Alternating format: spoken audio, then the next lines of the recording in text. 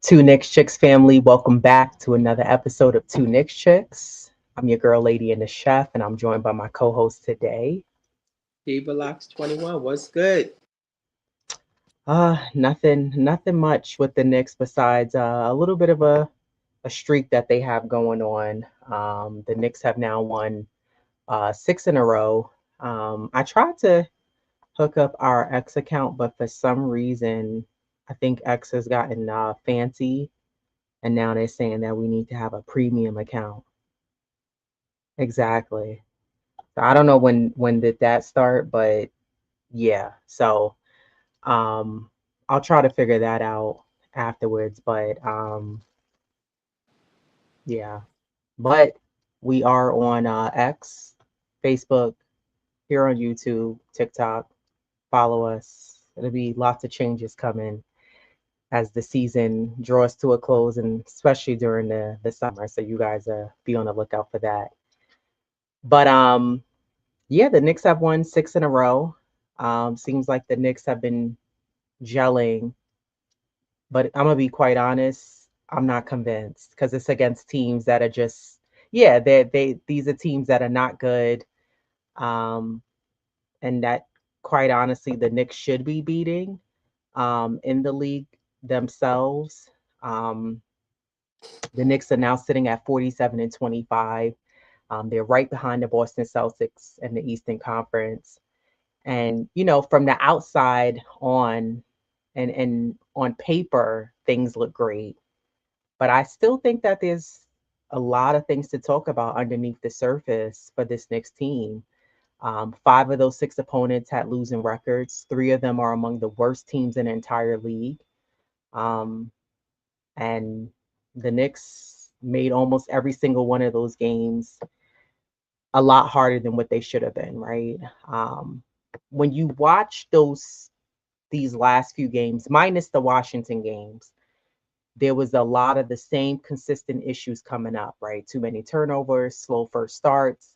The Knicks look disorganized, weak defense, including and primarily the perimeter defense has been weak still.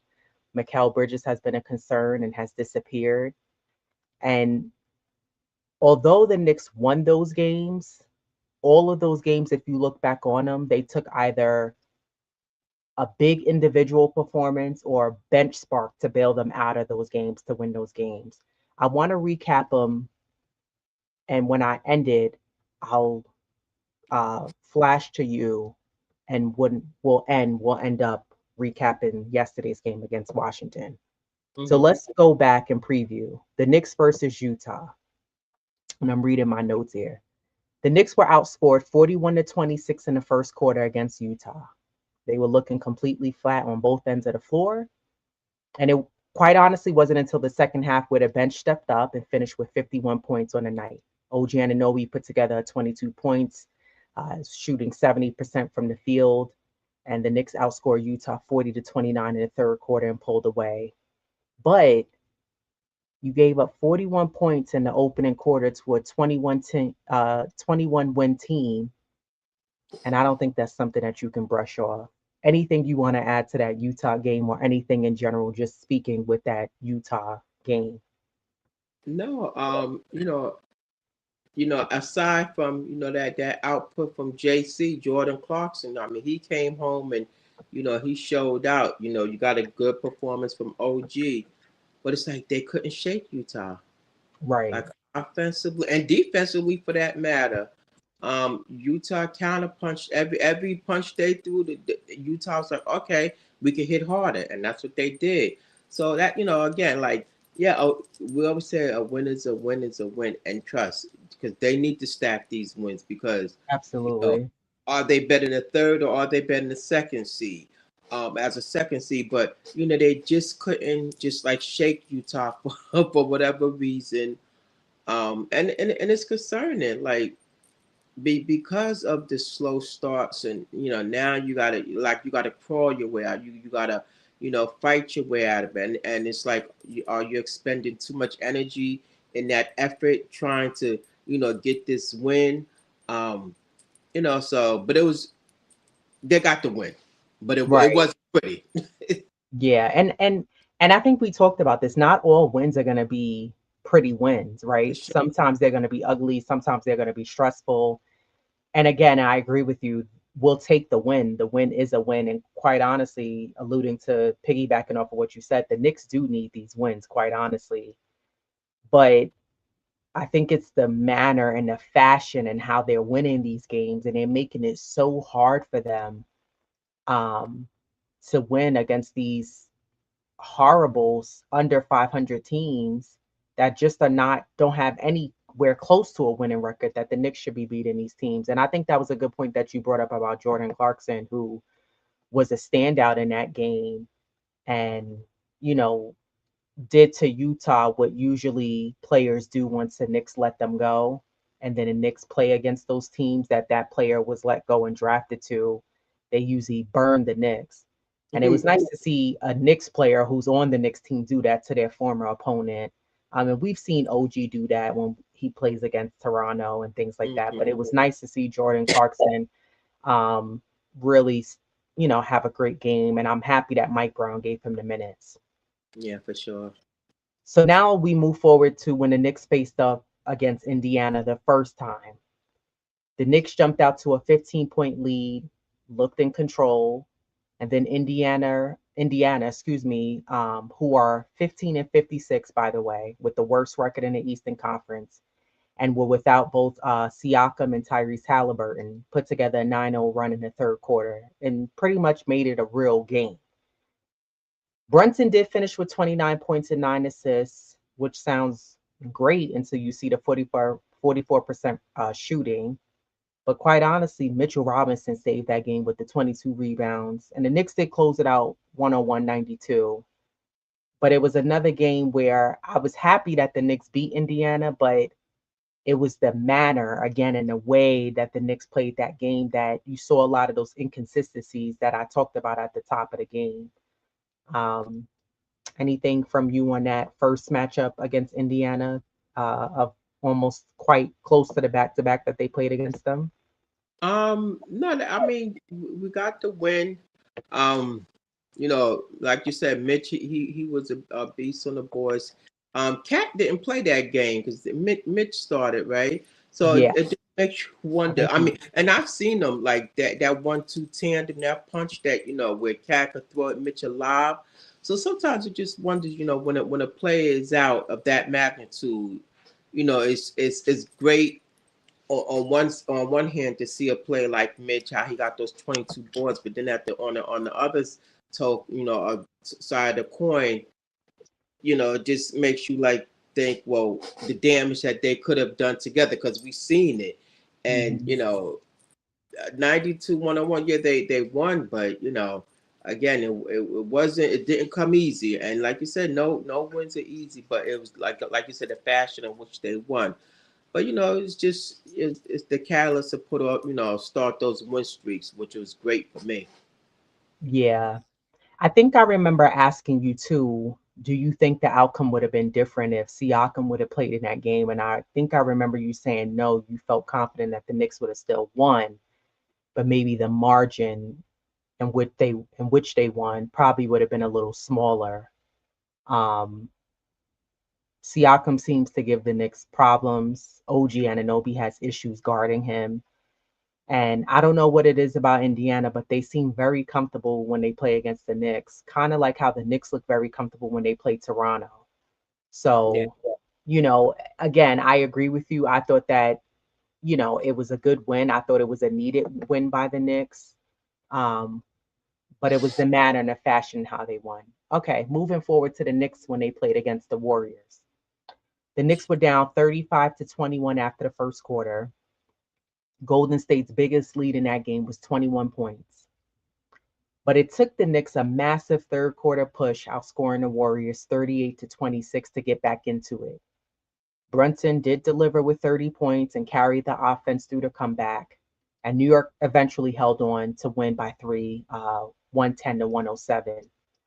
Against a team, honestly, that was missing damn near their whole squad. They were missing Curry, Draymond, Jimmy Butler, Kristaps Porzingis, Al Horford, Moses Moody, and more were all out for Golden State that night. The Warriors only had 9 players on it. Excuse me, the Warriors did have 9 players on their injury report, and were starting two-way players and 10-day contract signees. And I read that they even signed a center off the street just to have a player available.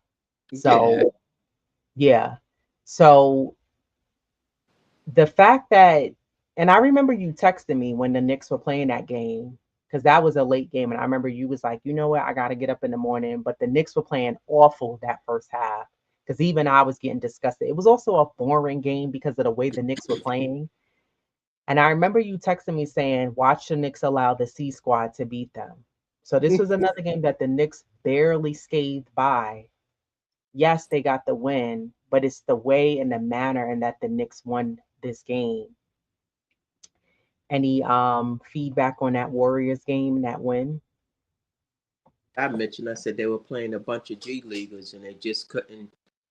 Man, they gave them all they had. Man, that BC squad, B squad, whatever you want to call it. And I also mentioned too. I said, you know, Mike Brown, he was an assistant under Kerr, so he know, Kerr's gonna pull, a rabbit out his hat. Like he got a bag of tricks, and he pulled them. We got they got the win, but man, oh, it was brutal just watching them Yeah, because you like who is this? Only person I really recognized was Podzinski and Santos. I know he played before, but those other guys, man, it was brutal watching that because, like, again, this is another team that they played down to. And yeah, we wasn't expecting a blowout, but damn, we wasn't expecting that. What yeah, what what they gave you, and you know, I heard something. Somebody said, "Oh, the Knicks are bored. They're just waiting for the playoffs." Well, you know what? Unfortunately, you got to play out the remainder of the season. No time for boredom. Stack those wins, and again, are you better up at the third or the second? You decide that, but you don't want to fall below that. So right, and your schedule's going to get tougher. So that's not going to rush the regular season to a close. You right. still got to play those remaining games. So, but yeah, that game was brutal, man. Yeah, they got the win, but that was a huge lesson for them. Do you think there's a lot of chatter around some Knicks fans feel like a lot of the starters, primarily Brunson, should sit and rest before the playoffs start? What are your thoughts on that? Still got 10 games. You only won 47. Like, what they do? No. Right, You at least get to the 50 mark and then or hell match last season's win total, and then you sit, because guess what, you exceeded the expectations, even if it's by one game, but that one game is more than you had last year. Then guess what, next season you build off of that. So no, finish playing it out and see where the chips fall. Yeah, and yeah, their starting five is again, it's brutal to watch, and there's a disconnect and something's broken, within that starting five. I don't know what it is because again, I'm not a part of Locker. That I'm just a fan, just like everybody else. That's a Knicks fan.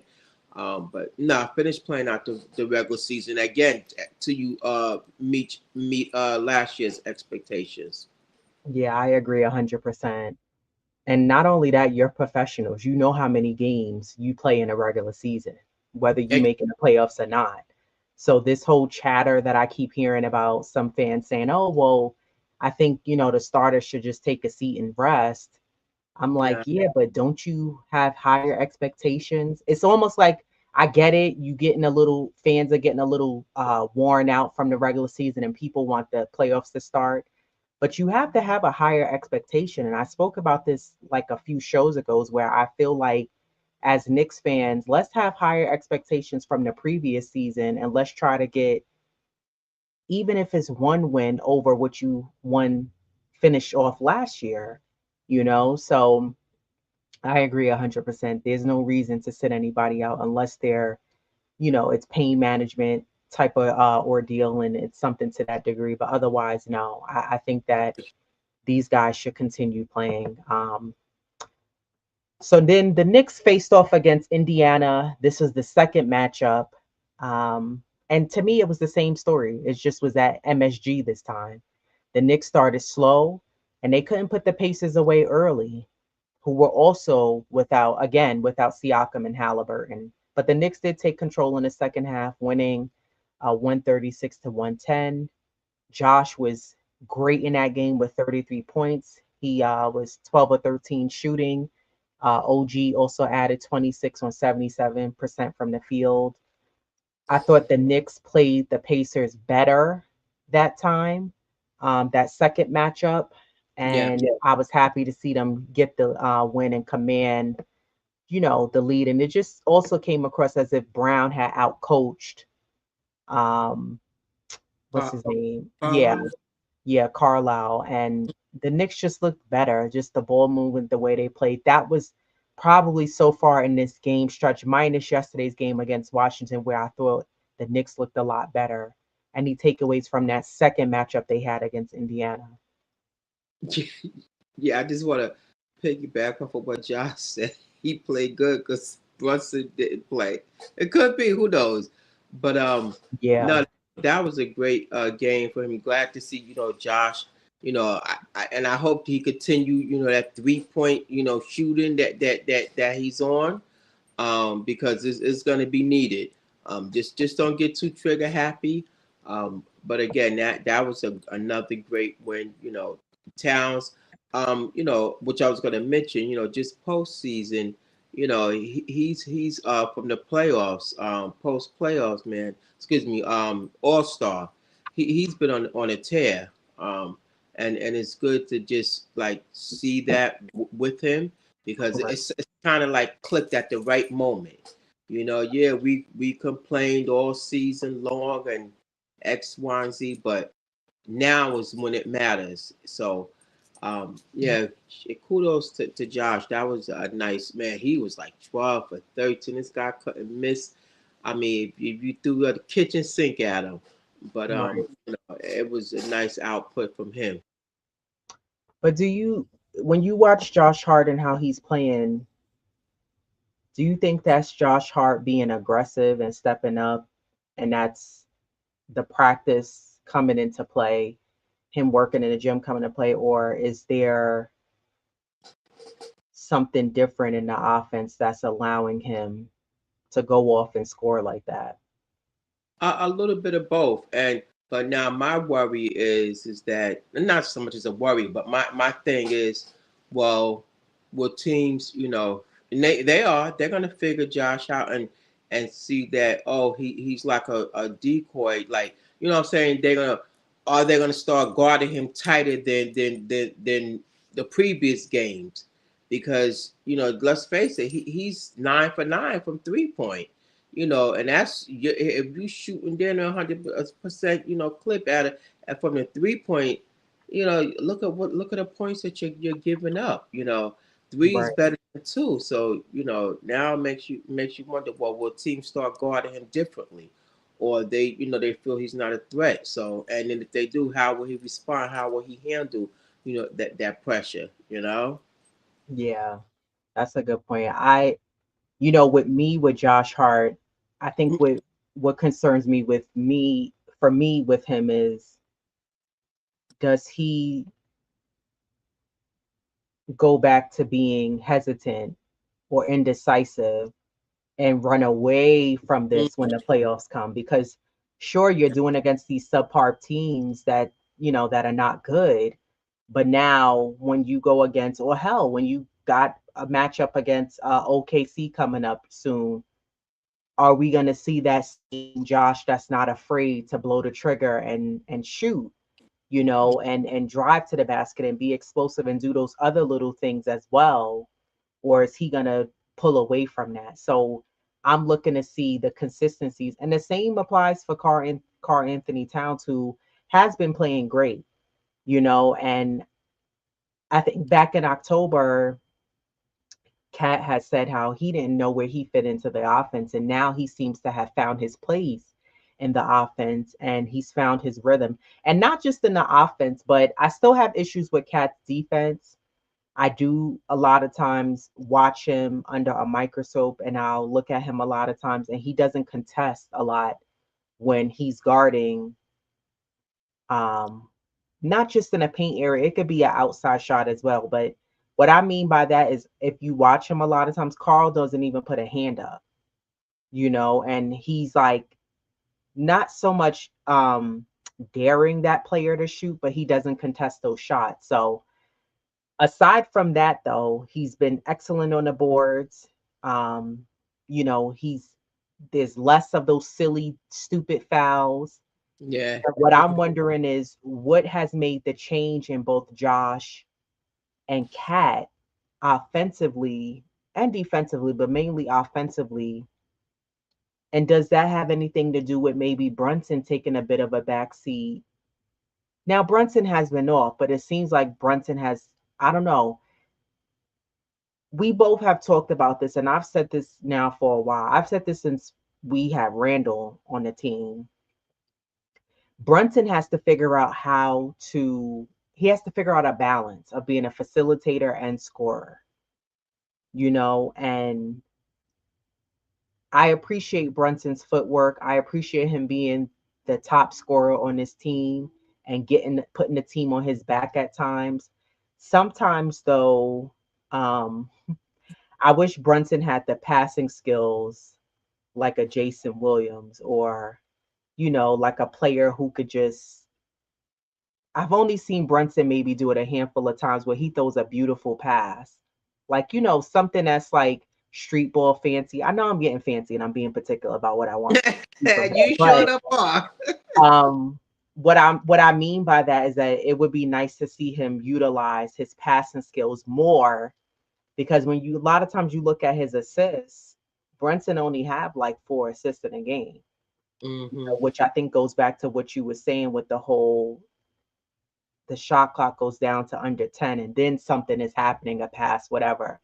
But I wonder if this is Josh and Kat stepping up, or is this part of it? Is it because Brunson has kind of taken a little bit of a somewhat of a passenger seat? I don't even want to say a backseat, but a passenger seat, and he's allowing them to do their thing. And maybe because Brunson realizes he's been off, I don't know what it is, but kudos to both Josh and Kat for figuring it out, and they're progressing at the right time of the season.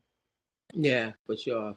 I just don't want to see them moving down and when we get to the playoffs. So I just hope that it continues is what I'm saying. Then the Knicks faced off against Brooklyn, who are 17 and 54. Honestly, Brooklyn had no business being in that game. Did the Nets want the game more? Yes, that was apparent, right? They got embarrassed when they lost horribly by the Knicks the last matchup, and I'm sure the coach got into their butts and was like, "Listen, you can't allow that to happen again, not on your home floor." And it's bad enough that you hear the frustrations from the Nets players with how they get annoyed with hearing Knicks fans, Mm. what sounds like more Knicks fans at Barclays. But the Nets at one point had a 13-point lead in the fourth quarter. The Knicks shot 40.8% from the field and turned the ball over 22 times. That's way too many. The offense had no flow against Brooklyn. It had no rhythm, and there was no answers for any of the stretches that the Nets had. Brunson was off all night. He finished with 17 points on 36.8% from the field shooting. And who saved the game? Cat. He saved them from embarrassment of losing that game to the Nets. That again, the Knicks, quite honestly, they're lucky that they won that game, and that was a crucial game too. I believe for their division that the Knicks had to win, so it was a good thing that the Knicks did beat the Nets. But Cat finished that Brooklyn game with 26 points, 15 rebounds, and basically willed them over the line to get that win by one, 93-92. Any takeaways from that Brooklyn game? Um. Well, Mitch, his just he, with his boys. And again, just the second chance opportunities, he had 10 rebounds. He only scored three, but overall he gets the rebounder effort that he put in. Um, like Eddie said, he said, Mo, I don't know if this the game he was, or it might be the Wizards game, he's referring to. Again, another game where they play down to their opponent. Right. Um, and a slow start as per usual. So again, they just have to like figure it out. Like what's up with these slow starts? Like what do we need to get off to a good start, get a lead and maintain it, or uh, we're not asking 20, but if you can, but just to maintain that lead.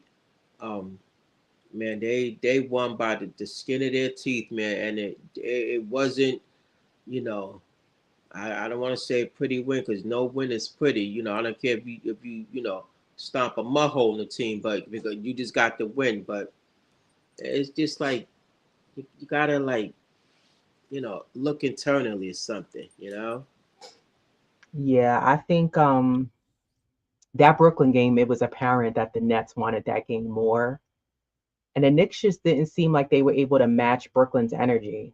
They seemed faster, they were more aggressive, they were grittier, they wanted it more. And, you know, I don't know. And that's another issue that I have with this team, and that's somewhat of a concern for me moving forward into the playoffs. If Brunson is off, who else steps up for this team? Because some nights OG may not be consistent enough. Mikel hasn't been uh, consistent enough at all. So who else steps up for this team? And that's why when I made the thumbnail for this, I said that I think moving forward, the Knicks need to move towards the double big lineup and have both Cat and Mitch on the floor at the same time. Plus, you're going to need the bench to step up as well. You need guys coming off that bench. Jordan Clarkson. You're going to have I'm not sure what's the deal with Shamit, but then I know McBride has been taking contact, so he's supposed to be ready and come back for the playoffs. But if this team is gonna play how it looks like Brown wants them to play, which is he wants everyone touching the ball. Brown wants it to be like a team effort and not a ISO Brunson effort. As it should. They need to play like that though. And a lot of times it just doesn't look like that. I don't know. It's like some of these guys disappear. And again, I could be wrong, and I hope I'm wrong. I hope they prove me wrong when the playoffs come and that these guys step up. They play together as a team. You have other guys giving you, at least double digits in the games and playoffs, and it's a collective effort. But if it's not, it still needs to be at least two guys who are going to step up. Whether I've said this before, whether it's a combination of Cat and OG, Cat and Brunson, or um, you know, Josh and whoever it needs, Josh and Brunson. It needs to be a combination of two, really three guys, because you Yeah. can't just have two guys in double figures, and then one of the guys who's in double figures is giving you a double double, and then you getting 7 points here from one guy, 8 points here from this one, nine here. That's not going to win you games in a play, win you a series, win you games within a series in a playoffs. It's Yeah. just not. So I don't know. And that's the issue, is that the consistency is an issue with this Knicks team. The Knicks did pull out another win, their sixth win yesterday. They defeated Washington and obliterated them. The Knicks put up 145 points. They shot 58.5% from the field and led by as many as 33 points. The bench dropped 57 points. Everyone contributed. Nothing looked forced in that game, and it looks honestly look like genuine contenders for 48 minutes of that game. Um, but I will say, and I'm gonna give Washington their kudos, is because it seems like every time Washington got the ball, they were making shots and making threes. But when you look at the percentages for the stats, the Knicks still led the field goals. The Knicks was at 58.5 to Washington's 48. Three-pointers, the Knicks shot 17 for 32 at 53%. Washington was at 38. Free throws, the Knicks were 18 for 19 at 94%, and Washington was at 69%. The Knicks out rebounded Washington 48 to 28. Um, and that was in all categories, offensive and defensive as well. The Knicks beat them in assists 32 to 25. Um, and turnovers, the Knicks still had quite a few turnovers. Both teams have 14, but still, that's a lot. Points off turnovers, the Knicks did have 21. And then the points in the paint, the Knicks dominated 64 to 38. So, I thought the Knicks, and then when you looked at the scoring, you had a few guys in double figures. You had two, three, four, five, six, seven guys in double figures. Josh Hart finished with 16. Cat had 26 and 16 rebounds. Mikal Bridges, I was shocked. I think I texted you and was like, wow, he actually scored in this game. I Yeah, don't know yeah, if it's he what that did. was about, but he had 14.6 assists. Jalen Brunson had 23 points, 4 assists. Diawara had 12 points. And then Tyler Kolek with a really 53, but 11. He was a perfect 4 for 4 and a perfect 3 for 3 from the 3 point line. Mitchell Robinson had a nice game with 10 points, 10 boards. So it was a nice overall contribution from everyone from the team. And this is the kind of games that the Knicks have to play in order for them to be successful moving forward.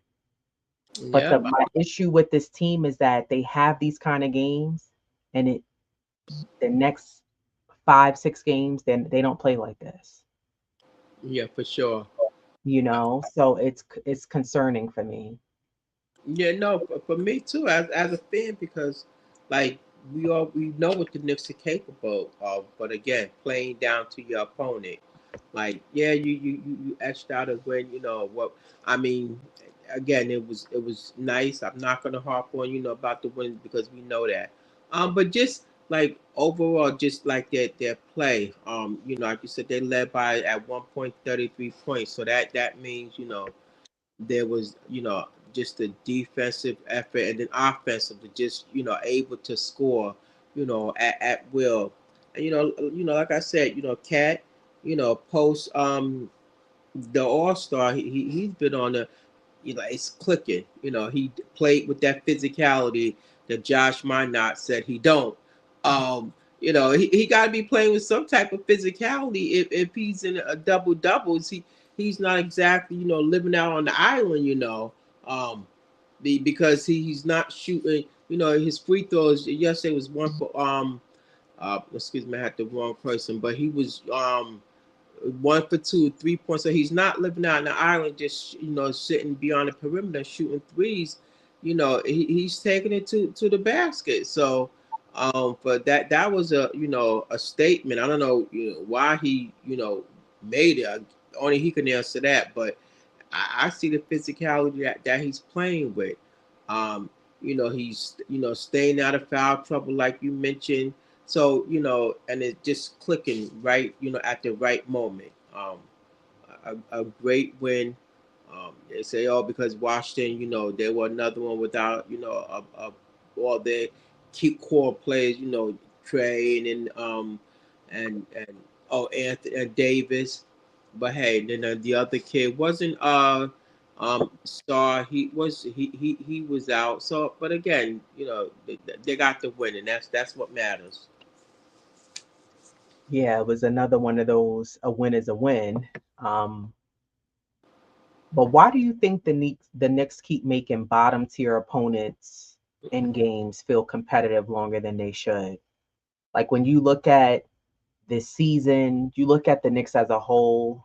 This hasn't just been an issue this season, but and not even just on this 6 game win streak minus yesterday's game. It's something about this Knicks team that keeps making these bottom tier teams in games Hang around. feel a lot. Yeah, they keep them around and feel like it's a competitive game.